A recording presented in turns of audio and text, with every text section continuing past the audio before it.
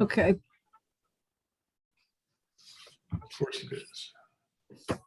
Why does it always surprise me when that thing comes up? Can't get it straight. Okay, roll call. Alexis, please. Okay. All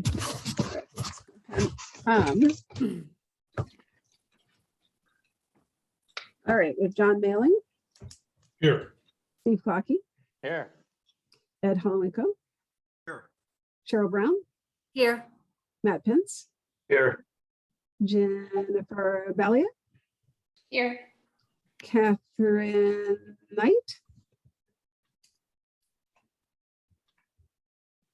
Here. he's here. Oh, Welcome great. aboard. Welcome aboard. No, by Um, all means.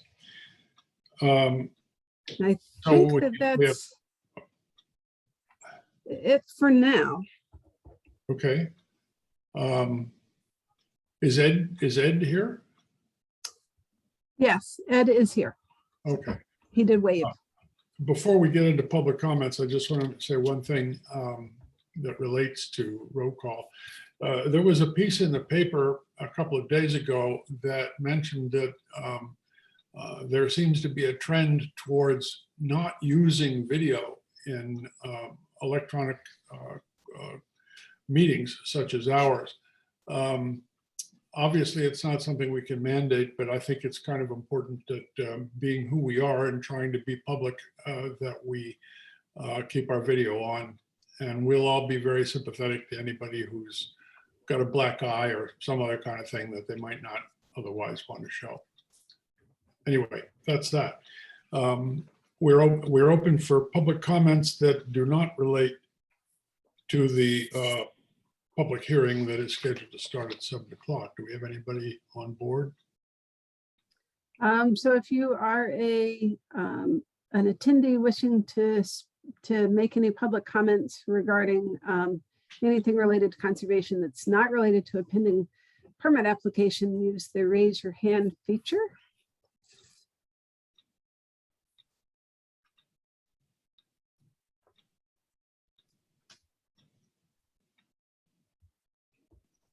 Don't see any takers. Okay. Then we can move on to receipt and discussion, where we don't have anything, it seems, but we do have an item 5 for discussion, 14 Apple Tree Lane and 1 Old Kings Highway. Do you want to, I mean, I don't think we're up to speed on this, but Alexis, do you want to just sort of tee them up? Sure. S22 591 14 Apple Tree Lane. Okay, so that one, you received the application at the last meeting. No, I'm sorry, you received the application at 2 meetings prior. At the last meeting, you reviewed a revised site plan. You had some discussion regarding the clarifying and kind of giving an additional details. I think a planting schedule was requested for the replacement of the 2 trees that are proposed to be removed within the upland review area. And then you're waiting for confirmation that the proposed drainage plan and the proposed on-site septic plan were going to be accepted by the 2 entities that are reviewing those. And Mr. Dean Martin is here tonight. If you want to give us an update. Dean and I did not have a chance at the last meeting. We talked about the 2 of us getting together to talk. I was out pretty much all last week with a bad cold, and Dean was not around either. So we have not yet spoken, and there is no revised plan yet. But Mr. Martin, if you want to. We have, since the last meeting, we have received approval from the health department on the septic system design. We are still waiting for Public Works to complete their review as far as the stormwater management system. And yes, I was away last week, as you just noted, so I never got a chance to get a hold of you, and obviously you were away, so we still have to discuss some type of landscape plan. And that's So where we we will stand. probably be in position at next meeting to have looked at some of the specific plans and to discuss them a little bit further. Yes, Okay, Yeah, I think that would be a good goal if we could we could talk later this week and then get something in next week, and then the commission could review that Yes. before their following meeting, and we'll be good to roll, it sounds like. yes, that certainly, I can make that happen. So, thank you, Dean. thank you. Okay. Good night. Good night. So we can jump to S-22-593, 1 Old Kings Highway. I noticed that we do have material in the applications folder online about this, but I don't feel like I've had much of a chance to look at it. Right, so there was a new site plan. Previously, the applicant had provided a site plan that was really a proposed survey. And so now he has retained McCord Engineering, who has done a site plan that includes the missing elements from the survey. And that includes a proposed on-site septic system and a proposed stormwater drainage system. And there is also a stormwater management plan report. I have not reviewed these thoroughly just because of time, but they are on the webpage, and I can share my screen real quickly. It's a fairly detailed report. I mean, I think it would want some. Right. So just to, Is Mr. Glazer here? he is, I believe. Yes, I'm here. Okay, just wanted to acknowledge your presence and So am I successfully sharing this survey? Yes. Okay. So this is what you had seen the first meeting with a proposed silt fence and right along the floodway line in this location. And the revised site plan is here. So the limited disturbance, the silt fence has had to be changed a little bit to accommodate the proposed stormwater management system that would be comprised of some detention galleries underground. And then applicant, if you have anything else that you want to point out. You talking to me? Yes. No, I mean, it's a pretty straightforward plan. It's got drainage, stormwater detention. It's got a septic system. It's a single family lot. It's not a complicated one.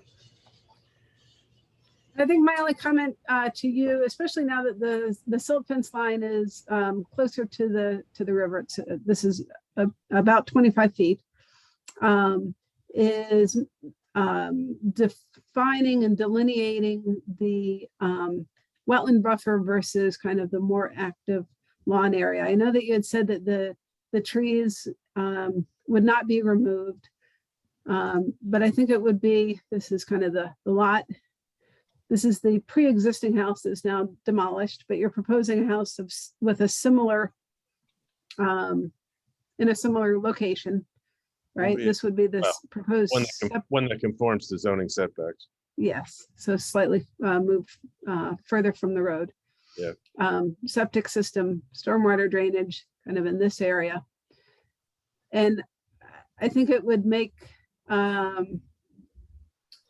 life easier in the future to have a clearly defined kind of lawn area versus buffer area, so that there's no confusion, kind of like at the other lot where there was, we had to kind of go do some back and forth to figure out where exactly the lawn would end and the buffer would begin.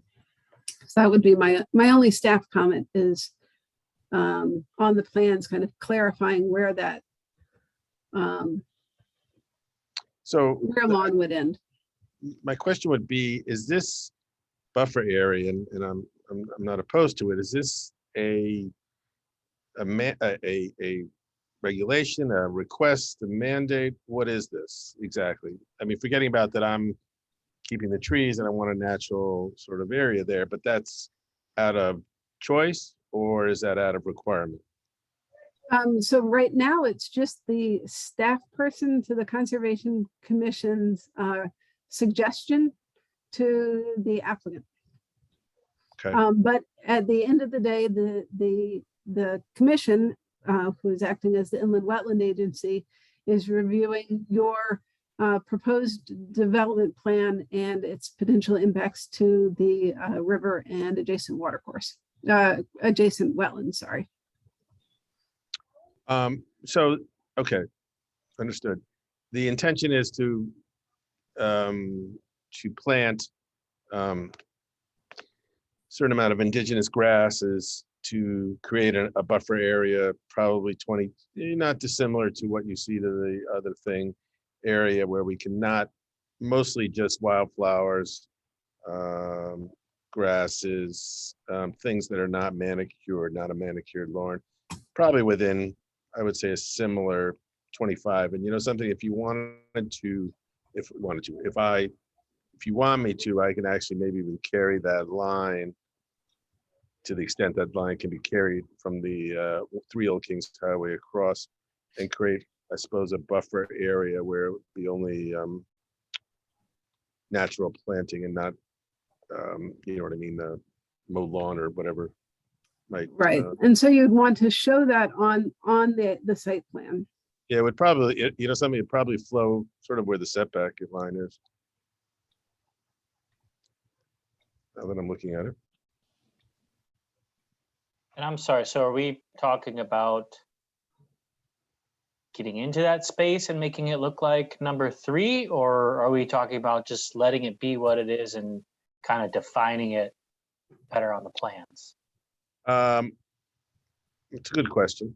So the shore is very rocky and as the property across the river where I live, very natural, and we let it go as natural as we can. We don't manicure it, or we probably clean it every couple of years. I suppose that would be the same with there, but I would like to plant field grass and wildflowers in that area.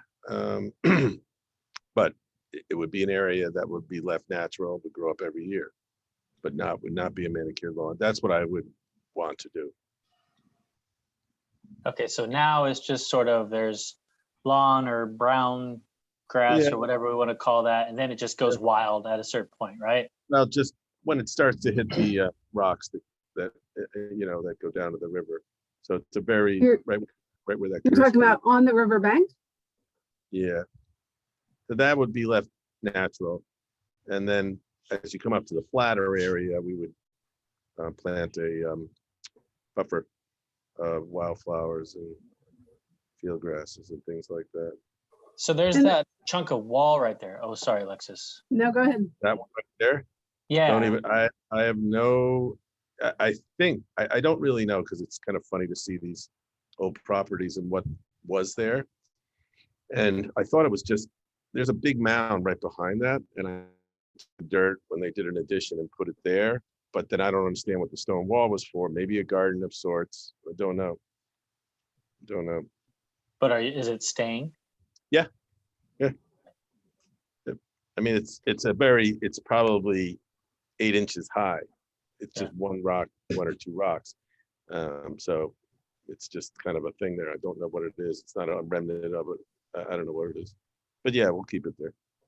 Okay. It's So actually, does that seem to be sort of a natural, sorry. Go But ahead. what I'm hearing, Andy, is that you would actually do landscaping down to where the rocks along the river are? No.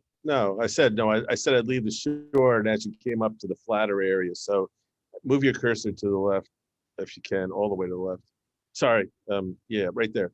So you see where that area starts to turn into sort of grassy area. The bank is probably another 10 to 15 feet ahead of you. So obviously we wouldn't do anything with the bank. I mean, I can show you maybe. I can even do a site visit with you on, if you want to really look at it, Alexa. Yeah, I just think or that, anyone else.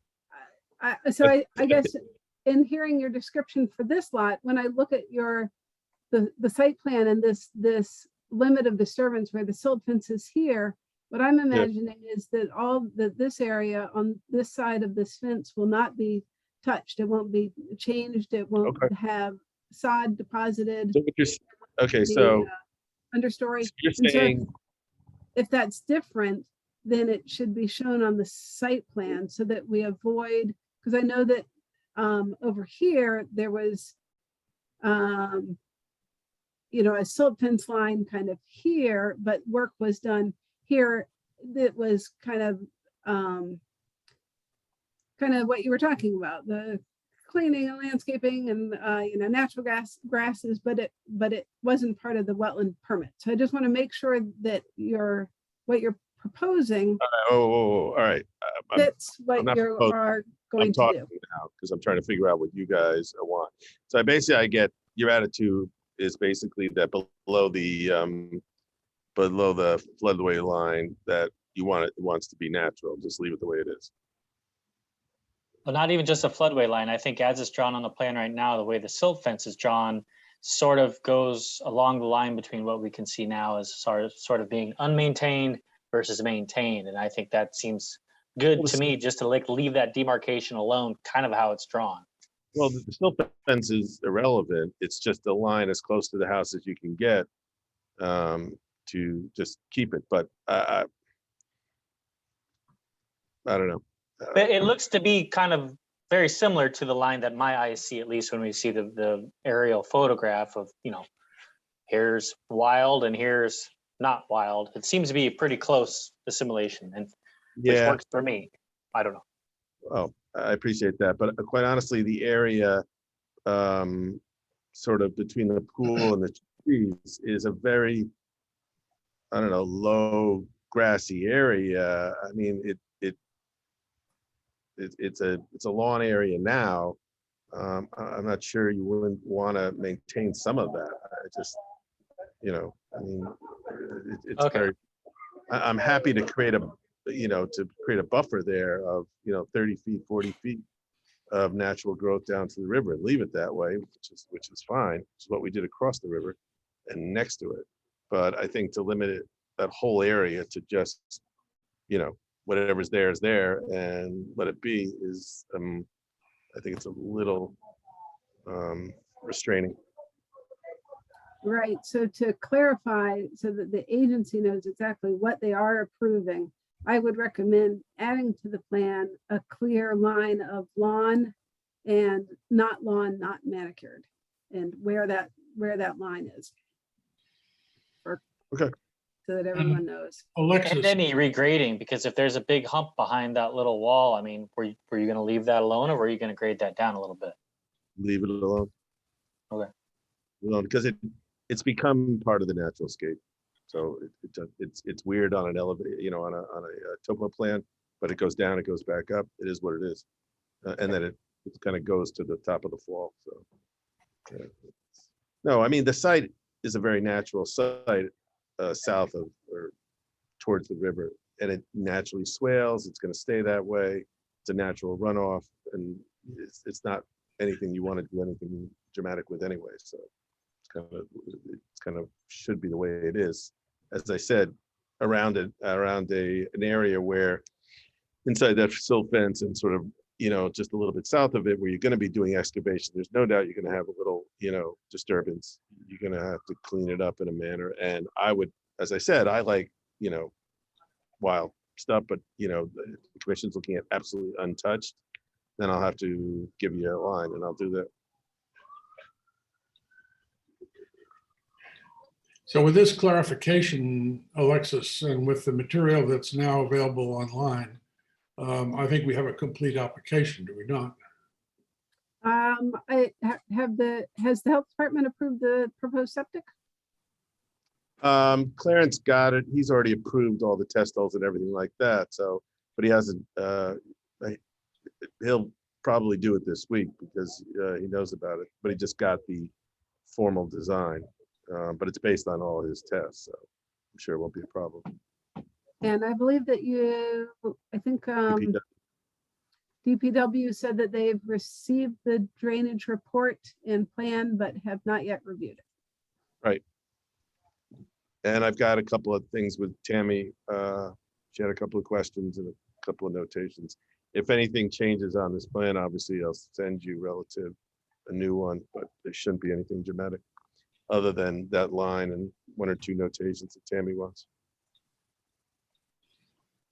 Okay. I just have a question about two trees that are close to the silt line fence and one that the canopy seems to be close to the storm where the stormwater drainage is going in.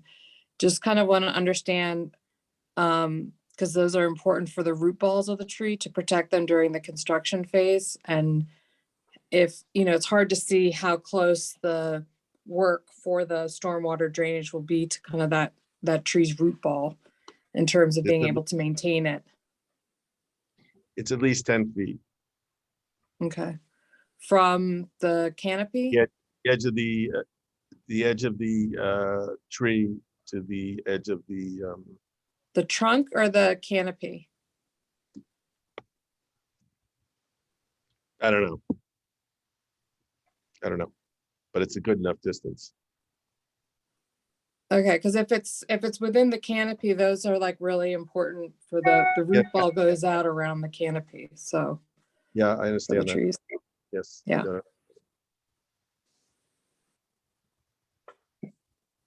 Commissioners, anything else for this?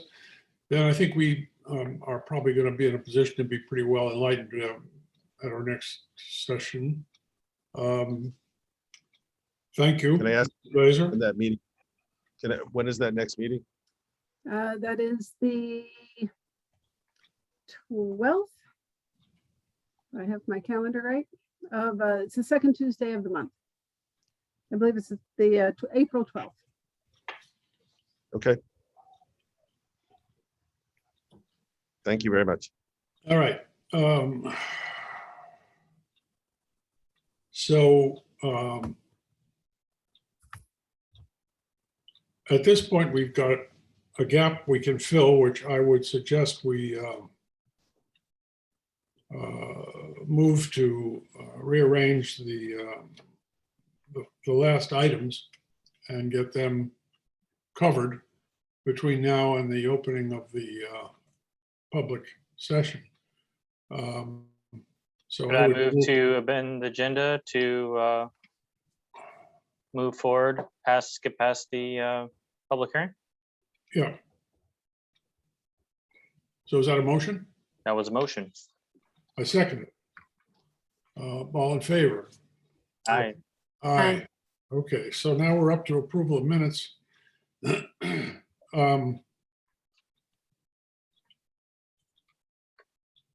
I had just one change. I made a note here and I'm not sure I can back it up, but the March 8th meeting minutes misstated the date of the public hearing.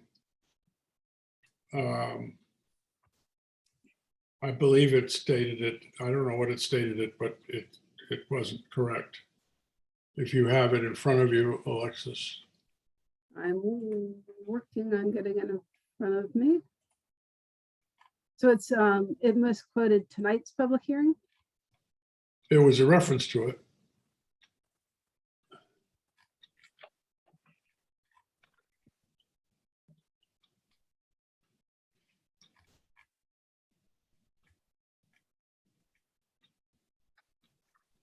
Oh, yes. Okay, in the motion. Yeah, that's it. Okay. And then I think on the last page of the minutes, down at the bottom, the very bottom, it says page 3 of 4. Hmm. Do you see that? Mine says page 3 of 3, but I will make sure that that is consistent. All right. I mean, that's just, and I saw nothing wrong with February 22nd. and it seemed all fine. Anybody else? Okay, so I would propose that we vote to approve these minutes, both of these minutes at the same time, rather than doing them sequentially. I move that the minutes of February 22nd and March 8th be approved with the few alterations noted. Second? I'll second. All in favor? Aye. Aye. Okay. So we can move to comments of staff, which would be good. I do think that since there's been other cases where we've had a kind of a dead zone between when we finished our regular business and the beginning of the public hearing, I think that's a good opportunity to get caught up on things in general that either staff or the commissioners may want to bring up. But at the moment, it's comments of staff at number 9. So Alexis. Sure. I think at the last meeting we talked about, I think the ad hoc committee of the Common Council for Sustainability and Resiliency had come up or was mentioned. And I had promised kind of just a quick recap of some of the resiliency focused activities the city and the Conservation and Planning and Zoning Department were working on.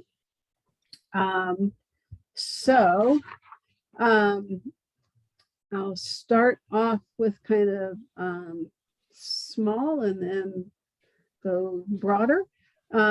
We have Michelle, who's our land use planner in the Planning and Zoning Office, has been working with a University of Connecticut student. UConn has a program called the Climate Corps, which is a kind of a service learning opportunity through UConn to have students go out into the real world and do, kind of like the Peace Corps, but for climate, and tag teaming with a municipality to move some sort of climate project along. And so what they're doing is they're going to be doing a online workshop in April focused on doing a vulnerability assessment. So identifying the vulnerabilities present with climate change, and identifying the risks. In particular, focusing on demographics that are people that are either living in poverty, renting, are trying to think what else. Basically looking for kind of a social and economic populations that are lacking social or economic resources to adapt with climate change, and trying to find those populations, reach out to them to get them to talk to them about what Norwalk might be able to focus on for resiliency planning specific to their needs. Then additionally, CIRCA, which is the Connecticut Institute for Resilience and Climate Adaptation, which is also associated with UConn, has been doing a project for a while now called Resilient Connecticut, where they have been doing a variety of mapping projects and looking for zones of shared risks, as they call them. So areas that have multiple risks associated with climate change in them. And then they use that mapping to identify areas where there might be areas for opportunity to kind of come up with plans for resiliency. And now they're in the last stage where they've actually selected as one of those areas along the coast is South Norwalk. So they will be doing a in-depth SONO-focused resiliency plan focused on flooding, heat islands and issues that like transportation and connectivity. So that's exciting. And then springboarding from that, the city will be looking for grant funds in the very near future to do a citywide climate resiliency plan that will hopefully identify specific implementation projects that we will be able to fund in coming years to make us a more resilient community. So that's kind of the resiliency line of things. So from super hyper local to SONO to citywide. Oh, so that's both saltwater and freshwater. Yes, that's all flooding. Okay. So saltwater flooding, riverine flooding, and then also just storm system flooding, low area flooding, where you have either low areas or a stormwater system that does not have the capacity to manage these higher, more intense rain events. All of those scenarios. Yes. Okay. And that's going to be next month that's going to get started? We're going to apply for grants next month. Oh. And if we get those grants, we would then hire a consultant in the fall of 2022. Okay. So it takes a little time.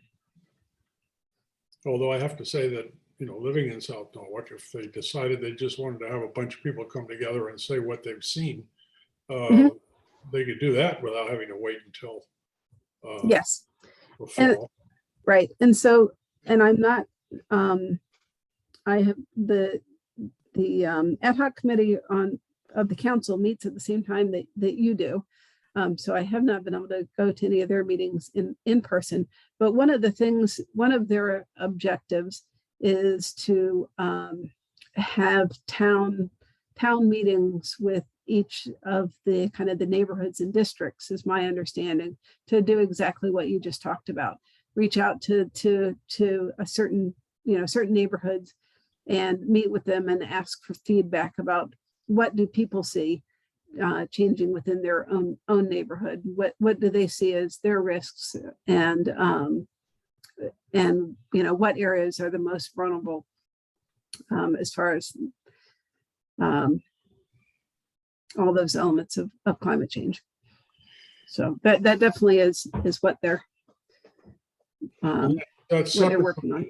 from the zoning work that's been ongoing, but it may wind up overlapping a little bit at the end of the day, I would imagine. Okay. Absolutely. All right. Right. And I think that's what's going to make it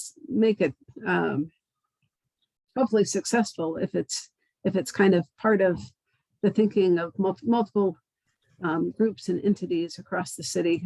That's when you actually get that synergy to actually make change. Okay. So it may feel overlapping, and that is a concern that our public outreach efforts, particularly in some parts of the city, it will feel duplicative. But hopefully it will be clear and kind of stepwise. We'll just tell everybody that it's a good thing. Right. That'll Exactly. work. Right. Okay. So that's really it for me. Those are kind of the main, unless anyone had questions. Anybody got questions or comments about this? Good job. Good luck. Need it. Do you want to talk a little bit, Alexis, about the Parks and Rec thing with the park? Oh, yes. So I'll be meeting with the director of Rec and Park on Thursday. The Rec and Parks is proceeding with a master plan of parks. It has just kicked off, and so I don't know the kind of the full extent of what they're looking at, but it's been my suggestion to them that they reach out to you, the conservation commissioners, to talk about the integrated use of both parks and open space. I mentioned to them that in the plan of conservation and development, which was redone in 2019, one of the things that came up multiple times was the desire for residents to have opportunities for kind of passive recreation and more interaction with nature, and having kind of a natural park or a woodland park with trails going through it. And people mentioned that they do like, for example, Cranberry Park and the trails there, but Cranberry Park is extremely popular and there are a lot of people there. And that's really the only place that we have kind of a woodland walking trails. And so a lot of the places that are not developed as parks, but are open space, really kind of come under your purview. So I strongly suggested that they reach out to the Conservation Commission to have a conversation about how we can as a city utilize more of our open space to meet that need while still maintaining the naturalness of our open spaces. Well, there's a lot of places where that can happen. You and I have talked about what the land trust used to call Betts Brook Park, which is between Woods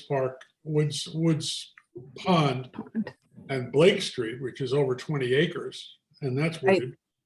And there is a park called Stonecrop Park that almost nobody's ever heard of, which is absolutely beautiful, and which could, with very little effort, be turned into what you're talking about.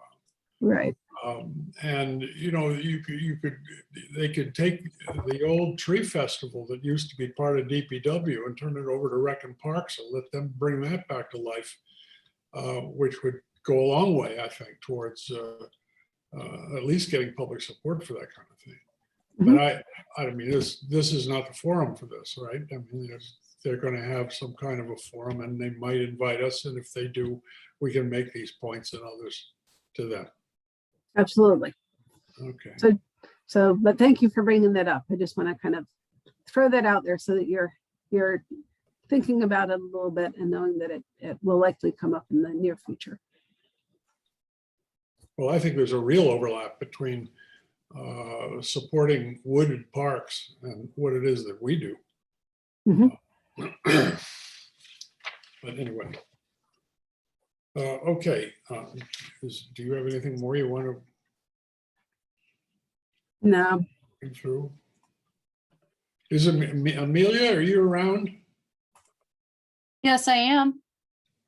Are you taking that conservation course from UConn?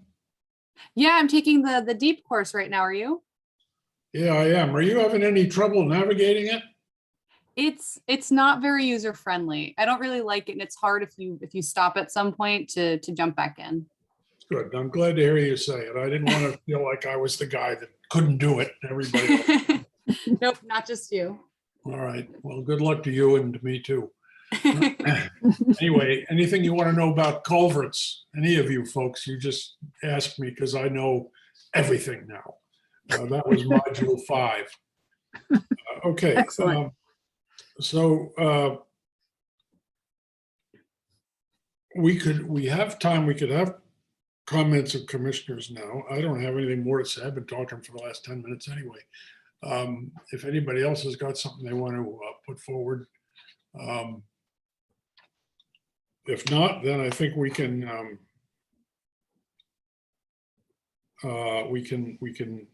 break. Take a Do short we need a recess. motion we need a motion to restore to return to the agenda item 6 at 7 p.m. If so, I so move. I second that. Okay, moved and seconded. We're going to return at 7 to the public hearings. All in favor? Aye. Okay, good. See you guys later. All right, thank you. I have to leave at 7 o'clock to get off the computer, so I'm not going to be returning. Okay, that's fine because I'll do roll call when we Okay. open the meeting again. Okay, so we're in a recess until 7 p.m. Great. I'll post something on the website. And Amelia, are you able to, I guess you can stop recording. Should I stop it then or pause it? Or can you just pause it? Yeah, let me pause it.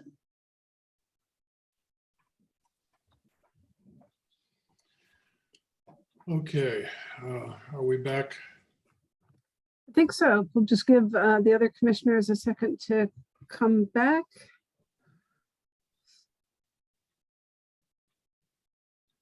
And you can Okay. start at any time. So 7 o'clock.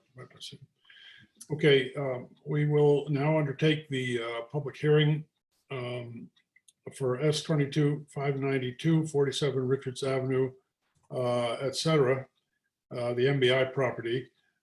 Before we start the hearing, I would point out that the Inland Wetlands Agency is responsible for protection of wetlands and watercourses, some of which are involved in the application before us. And it is in our purview to call a public hearing when we think that such matters might deserve or encourage public interest and involvement and comment. This commission does not have authority on anything other than inland wetlands and watercourses. So if public concern relates to something other, there will be different commissions to which they will want to direct their interest. So there is proposed demolition of existing buildings and a parking lot and construction of new multimedia building retail developments with associated parking and stormwater management adjacent to a wetland and watercourse. Is the applicant represented? Yes, they are. And before we get started, if I could just do the roll call for the commissioners present for the public hearing. So we have Jennifer Balliet. Here. Cheryl Brown. Here. I believe that Ed Holowinko has left the meeting and is no longer here. So then we go to Steve Clockey. Here. Matt Marluzzi. Yep. I bludgeoned that. Thank you. John Malin. Here. Matt Pence. And Catherine Knight. Here. Okay, thank you. And I just want to note, just to take care of some housekeeping matters, that the legal notice of the public hearing was posted in the Norwalk Hour, which is our local paper, and it ran twice on March 10th and on March 17th, giving instructions on how to find tonight's virtual online meeting and the public hearing that would begin at 7. And then additionally, I did receive from the applicant notice of the certificates of mailing and showing that they have sent notice to all of the owners of record of the adjacent property owners. Thanks for letting me getting that out of the way. Can you just quickly review for us, Alexis, what the agenda will be? First, the applicant will present, and public will be invited to participate, and applicant will be given the opportunity to rebut or respond. And if I've got that wrong, would you please correct me now? No, that was correct. And for any members of the public that are in attendance to make comments,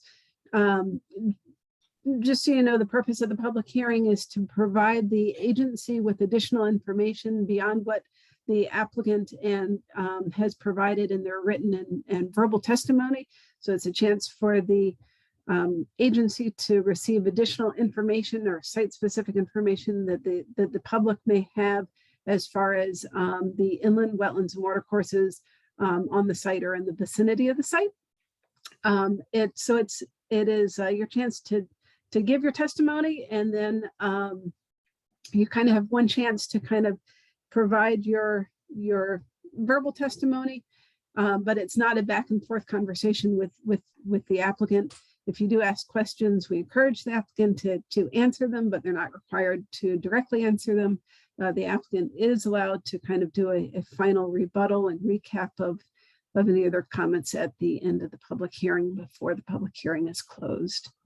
And if you are a member of the public and are interested in making a comment once we get to the comment period, just use the raise your hand function on the Zoom app to indicate that you'd like to speak. Also, please keep in mind that when the public hearing closes, the matter is closed, and there will be no further contribution of comments or other discussion of the application. Correct. And I would include for you commissioners that site visits would be included as new information. So if you do close the hearing tonight, I would encourage you to not visit the site if you haven't already after the public hearing closes. So if it does close tonight, this will be the accumulation of your knowledge about the application from prior to the close of the public hearing. Okay. So who will speak for the applicant? So with that, Or I will start. Tim Underko, professional engineer with Langen Engineering with an office in New Haven. Good to see everyone again. It's been 2 weeks since we last spoke.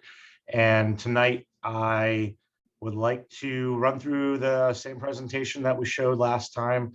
Also have Matt Gustafson of All Points Technology, who is our soil scientist, who was involved in the wetland and watercourse delineation, as well as a review of the proposed improvements to confirm that we don't have any impacts. So if I can figure out how to share, here we go.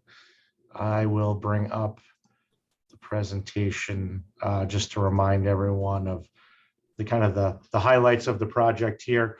Just for reference to orient everyone, the project includes 47 Richards Avenue, which is the MBI property. It has frontage along 95 Richards Ave and Keeler Ave.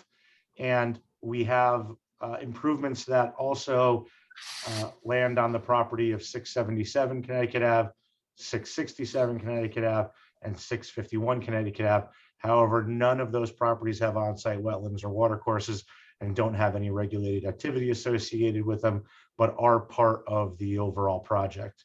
And we're in front of you for really, call it 3 items. We have an existing watercourse that is located on the Connecticut DOT Interstate 95 land that runs from a head wall on the MBI property to a head wall adjacent to the southbound lanes of 95. And with that intermittent watercourse that runs between those 2 head walls, there is an area of inland wetland soil that is in the green line here. So that creates a 100-foot upland review area that swings into our property from the intermittent watercourse, and a 50-foot upland review area off of the wetland boundary that also swings into the property. Across Keeler Avenue is another wetland, which is in the green line here, that also generates a,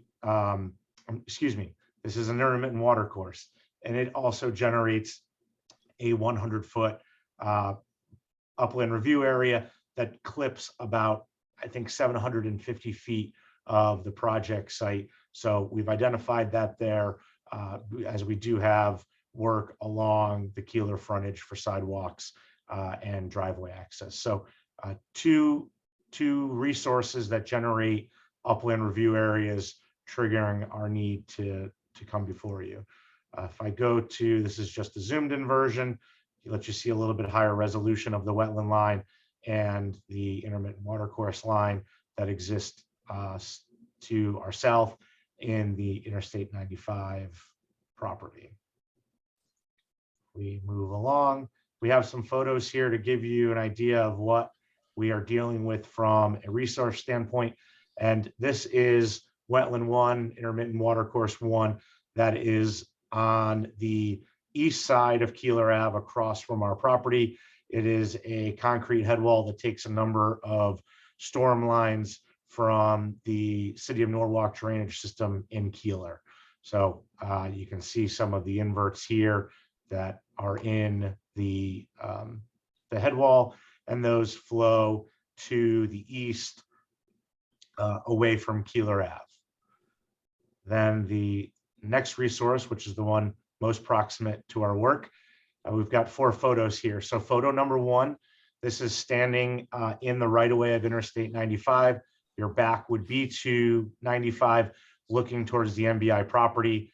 There is a head wall here, and the wetland and water course are through the middle of the photograph.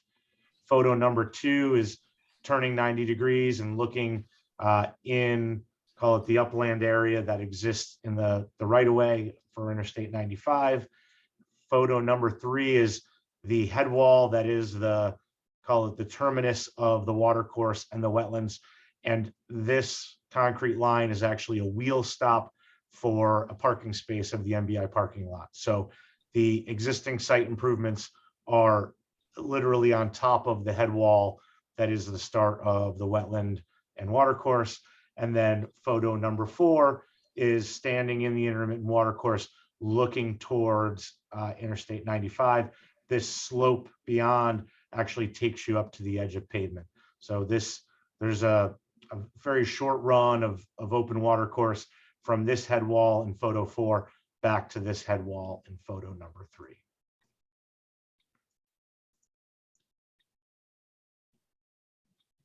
And feel free to interrupt me if anyone has any questions on where we are for orientation. We've been looking at this for so long that I think it just makes sense to me, but I'm more than happy to slow down. So that takes us to what does the proposed improvements look like, and what are we doing to improve the existing condition, which I really think is the goal of a redevelopment project like this.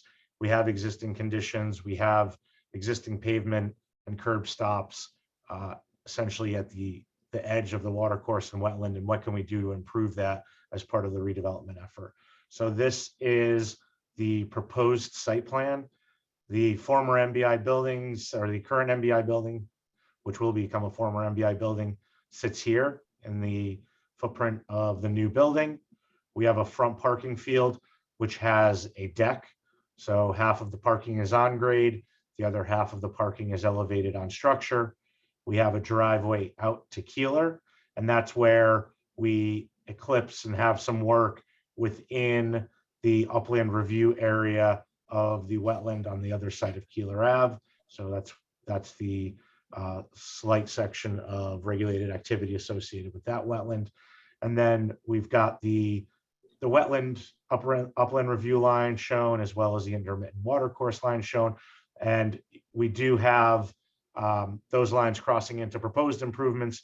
But as we move forward, you'll see that we've actually added green space where very little exists today in those upland review areas, and also created a physical separation between that head wall and proposed structures. Also have a driveway out to Richards on the west, and then have the Wells Fargo building, which is here with the white roof along Connecticut Ave remains. We have some site modifications to the driveway to allow interconnection back to the supermarket building. And we have a new retail building here and here. And with both of those have incorporated brand new stormwater management infrastructure to replace what really is either no infrastructure or very little in the existing condition. So if I start with the image on the left here, this is a blow up of the wetland and water course immediately adjacent to the MBI building. That photo that we saw with the curb stop or the wheel stop is right here in this area. Orange line is the wetland soil line, and the I have a rogue line going through the middle here. The blue line is the intermittent water course. So again, this is daylighted from my cursor here to here. This end of the blue line is the head wall that then takes the drainage into the Interstate 95 system and underneath the highway.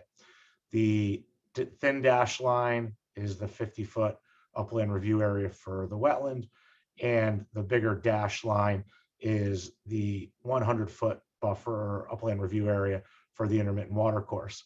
When we move to the proposed condition, the green hatch is new pervious area in the upland review areas that does not exist today. So about a 6,000 square foot add, which somewhere probably in the range of 40% of the buffer area that is currently impervious would be converted to pervious surface by actually removing the existing pavement, moving some of the constructed improvements away from the head wall and away from the wetland. And I have a call out here, that photo that we saw, the separation from the head wall to current site improvements is 0 feet. And we are able to increase that to about 15 feet in the proposed condition. So significantly more. Quick question, excuse the interruption. Yeah, sure. The two white spaces that are above the orange line that are not green, what do you propose to put in there? Yeah.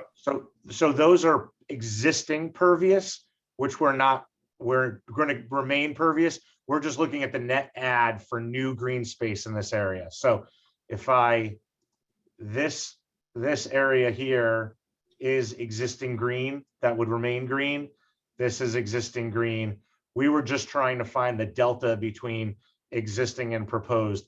So Okay. green hatch is existing asphalt that gets ripped out and does not get replaced. Understood. Thank you. Yep. Okay. So that, that's one thing that we hope is looked favorably upon, of trying to move the improvements away. This is still an urban site that's fully developed, but want to try and make kind of meaningful changes to the layout, and especially in the upland review areas of these resources, to try and do the most we can without too much detriment to the proposed site plan.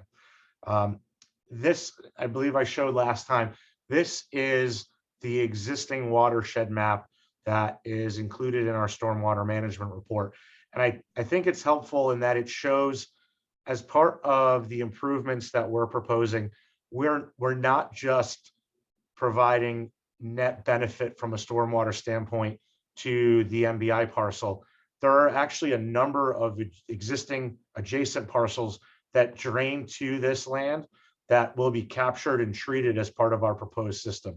So about half of the existing bowling alley roof actually drains to the south, drains overland to the MBI property today, and eventually finds its way to the Interstate 95 property. We're going to continue to capture that because that's the way it flows today, but we'll also be incorporating treatment into that water, where you may be able to argue it's not our problem or not our responsibility, but as part of the proposed drainage improvements, we're actually able to capture that water and treat it. We have a similar scope over here on the western side on the American Cancer Society building, have a portion of the rear of the Raymore and Flanagan parcel that drains to us, and then the two buildings, the urgent care and lumber liquidators, which would be demolished and new builds, get captured and treated. But we also have a good portion of the Wells Fargo parcel that eventually drains back to our site that's captured and treated as well. So blue line is really the limits of all of the work that we're doing out here and treating, not just, our work doesn't stop at the property line. So I think we're doing a little bit more to improve everything that flows off site, through these resources. And that takes us to, this is a copy of our grading and drainage plan, the overall plan, and I've highlighted what we're doing from a stormwater management standpoint. So it might be helpful today. I'm not sure how familiar folks are with the MBI parcel, if you've ever been on the site, But this is a view of the existing parking lot. And there are, and tough to tell in the snow condition here, but there are a number of There- places where, Tim, the site plan is showing not the photo that you're referring to. oh, interesting. Okay. I wonder if we can work through that. Let's see. Thought I was sharing the screen, but maybe it was just the app.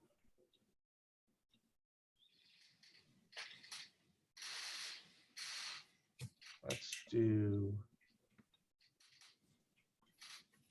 this, and then we'll go back to it. Let me know if you can see that. That's good. Thank you. Okay, so this is just a photo. This is looking east towards the self-storage facility in the distance here.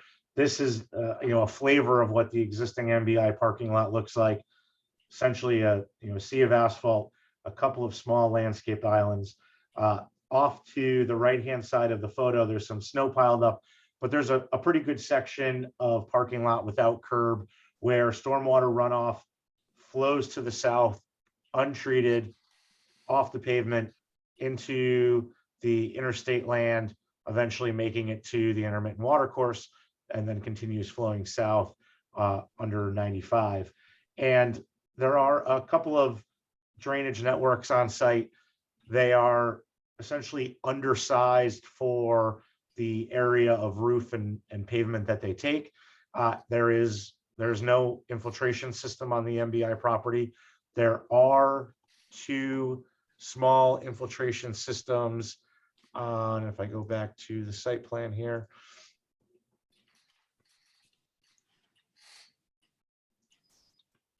There are 2 small existing infiltration systems, one on the lumber liquidator parcel, and I think a number of,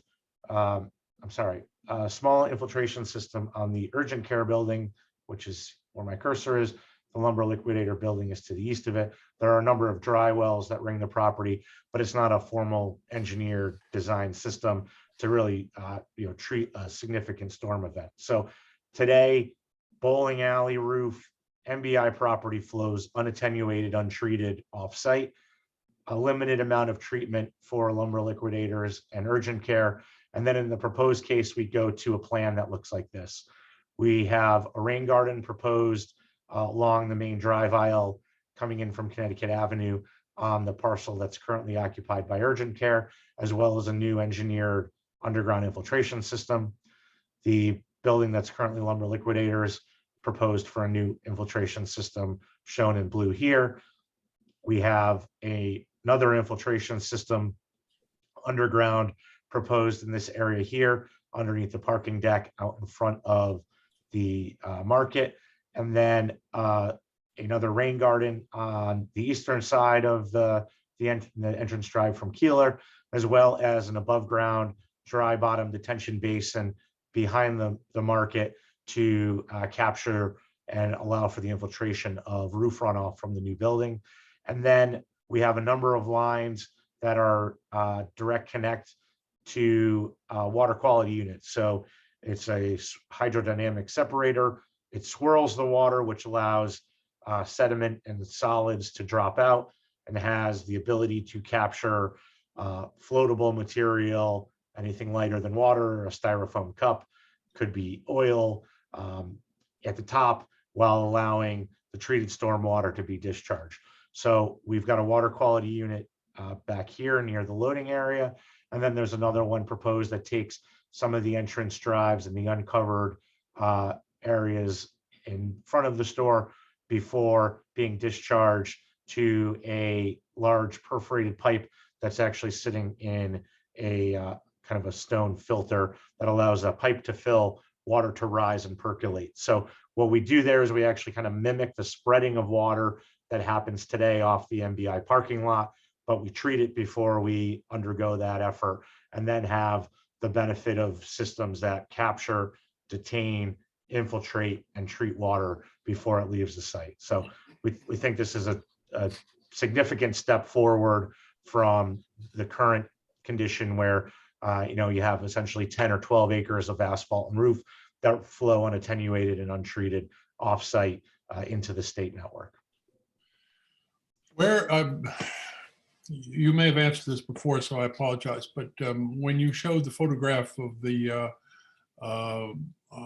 impervious parking lot, the snow, there was a snowbank on the right. Where do you intend to move the snow? Where does that go? Sure, we do have a number of areas around, and kind of the most difficult one is when we have a parking deck, you actually need to move the snow off of the parking deck. So there'll be a removal program to remove the snow from the parking deck, which would have to be trucked off site. We don't have, significant area for storage.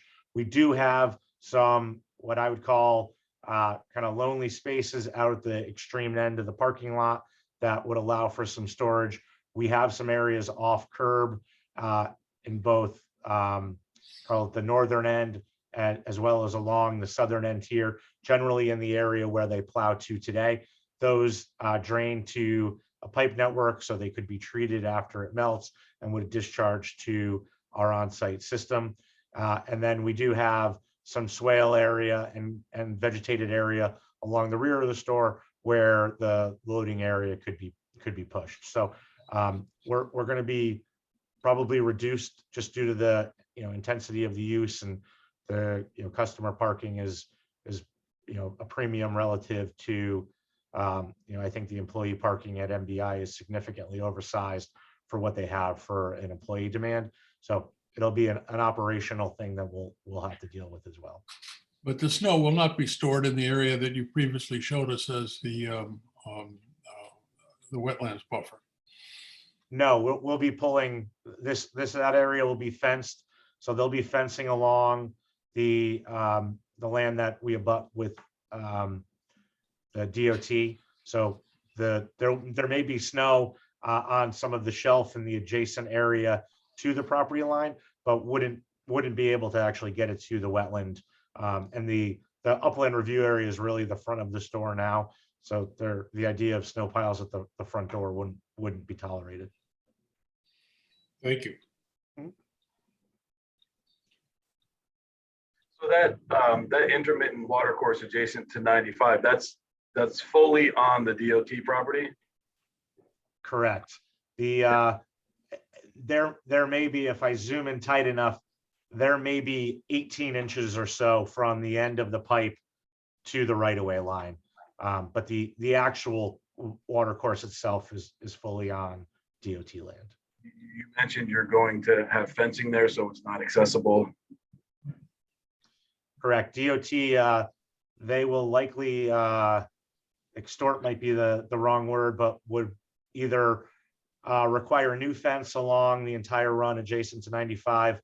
There is existing fence there, but it would need to be, kind of fully repaired and up to current DOT standards. So the entire line that separates this property, and my lights just turned off, that separates this property from 95 would be fenced. So there'd be no ability to pass back and forth.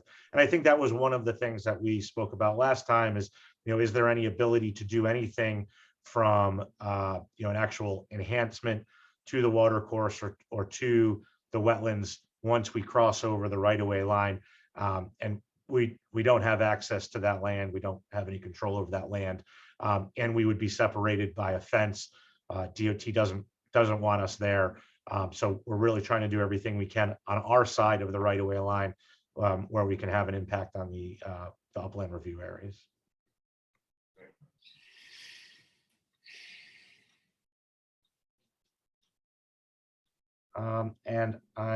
So if that's a summary of the proposed stormwater management, we also include in our set a landscape planting plan where we're proposing various no-mow soil mixes along the edge of the property adjacent to the wetland soils and the water course, as well as new shade trees. And we've worked through kind of this idea and this design with all points. And this might be a good time to turn it over to Matt. My next two slides, which are kind of the end, is just a an overall kind of call it a clean site plan, which is included in the submission materials if there was anything from a layout standpoint that anyone wanted to understand. But maybe it'd be helpful if Matt could just run through kind of what their findings were for each of the wetlands, and any thoughts he has about what we're doing might be helpful for you to hear it from the expert. Sure. Thank you, Tim. For the record, Matthew Gustafson. I'm All Points registered soil scientist with All Points Technology. I was tasked with delineating the wetland resources on and proximate to the subject property, as well as preparing the wetland evaluation report that was provided as supplemental information to our filing. So Tim's done a pretty extensive and thorough job in describing the wetlands, so I won't rehash any of that. But I will go into a kind of cursory overview on the function and value assessment that we provided for both of the wetlands that are on or near the site. For those purposes, we've identified the southern wetland as wetland 2, and that's how I'll describe it for the purposes of this discussion, and the eastern wetland as wetland 1. So again, as Tim has alluded to, both of these wetlands' primary functions are as stormwater conveyance features. In the case of wetland 1, it is exclusively stormwater conveyance. There are no bordering vegetated wetlands to that resource. It entirely consists of a channelized water course, which primarily conveys stormwater discharge. In the case of wetland 2, which is the one that is closest to our project, there are some bordering vegetated wetlands to the water course. But again, the primary function of that wetland is stormwater conveyance.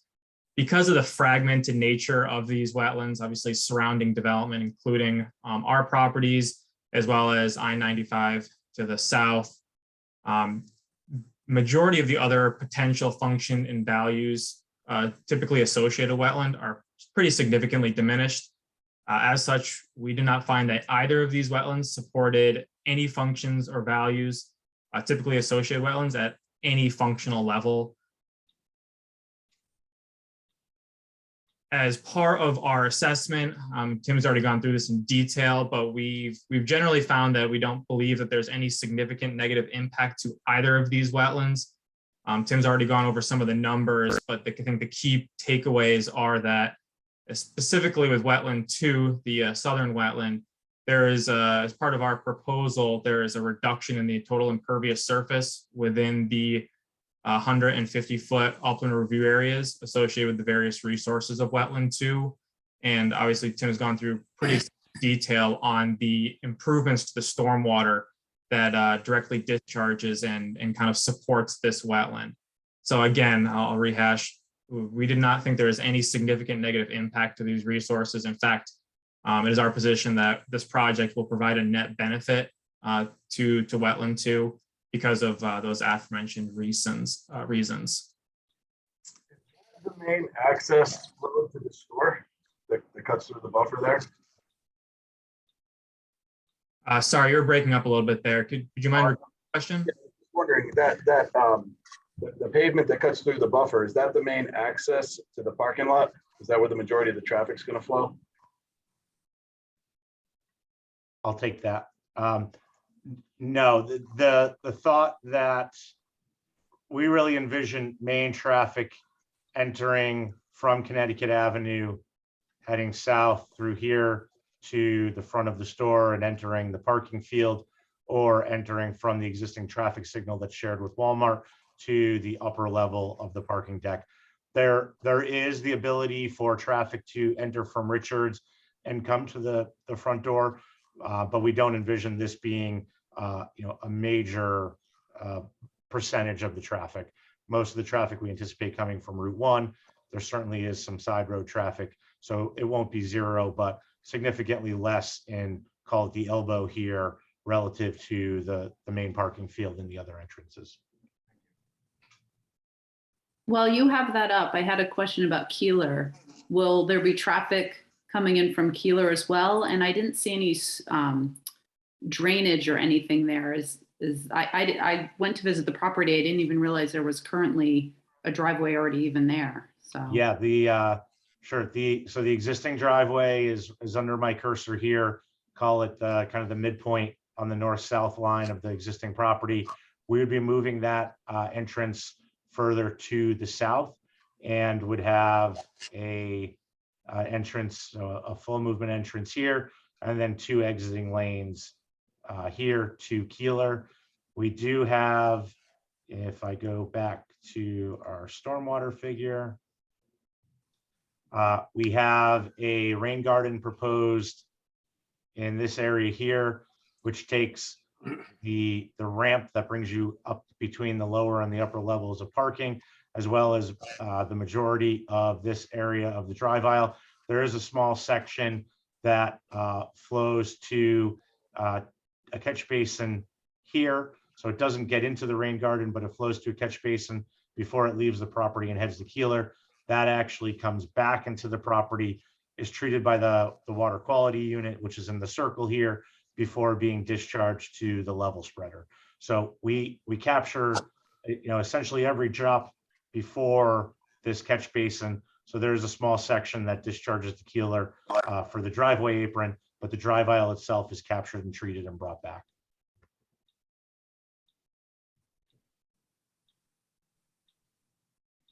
Kind of hard to see that line actually gets lost in the curb line here, but there is a pipe that goes from this catch basin to this catch basin and then down.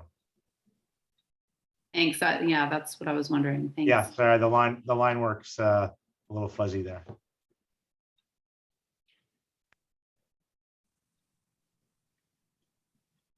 So that's all we had. More than happy to take any questions you might have. Commissioners, Tried to give you a thorough overview while keeping it. it was a good review, and the graphics on the screen are much appreciated. They're good. Of course. Commissioners, any other comments, questions, observations before we invite the public to participate? Hearing none, we can open the lines to whomever would like to speak at this point. Do we have a list, Alexis? So if you are a member of the public and are attending tonight's meeting, if you're on Zoom, you can use the raise your hand feature to indicate that you would like to provide some verbal testimony. Or if you are calling in, you can dial *9 to indicate that you would like to talk.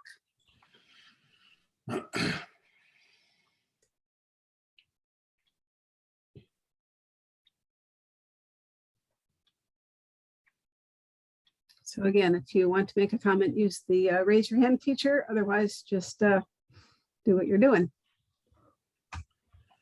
So we don't have any public callers? We have some public callers. But none of them are raising their hands. So they're simply attending, but don't have anything that they care to put before us at this stage of the game. Correct. Okay. In that case, we've seen the presentation. Commissioners have had an opportunity to comment and question. The public has had the opportunity to comment and question. I think it's appropriate to close the public hearing. Do we need a motion? You would. And so again, for commissioners, once you close the public hearing, you can't ask for any additional information or any changes to the plan. But yes, you would need a motion to close the public hearing. So moved. Okay. Moved and seconded to close the public hearing. A final note that this is the last opportunity to introduce new material. And that having been said, all in favor of closing the hearing? Oh, I'm sorry, was there a second? Oh, I think Matt seconded it. Did you, Matt Pence? I didn't, but I will. Okay. All right. Feel free. Very good. Okay. Okay, so it's moved, seconded, and approved. Any negative? I see none. The hearing is closed.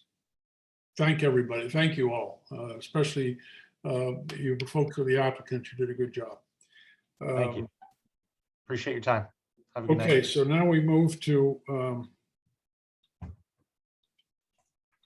discussion or decision, Alexis, on this issue. Yes. So any, since we had not yet had the public hearing and didn't know what public comment or commissioner comment would come up, I have not pre-drafted any potential resolution for approval for you, but I can certainly do that at the next meeting. And if you have any elements that you are concerned about or want to address in any conditions, let me know. Well, I would like to just say, even though I think it's obvious because of the positioning of the fence, that I would like to stipulate that the accumulated snow from whatever source be deposited somewhere other than the wetland buffer that has just been described to us on the southern portion of the property. Understood. That's the only condition that I would add. Okay. I mean, stormwater management, the stormwater goes into the channel or whatever polite word you want to use for it alongside the turnpike. With or without a rain garden or any other facility, it just is going to fetch up there. It's going to roll over there. That's what's going to happen. Right. It's not like it's going to come gushing up onto Route 1 or something like that. I mean, it's not a big problem. Anyway, the meeting's closed. I think if anyone's got anything more to say that they think of later that they want to add into the resolution, then please get in touch with Alexis. Otherwise, I think we're done pending getting a resolution to vote on at the next meeting. And all that having been said, we've done everything else, I think. We're open for adjournment. So moved. Mr. Cocky is so moved. Do I hear a second? Second. Thank you all. See you next session. Good night. Night. See you in a few Aye. weeks. Good night. That Good wasn't so night. bad, was it, Catherine and Matt? I don't think so.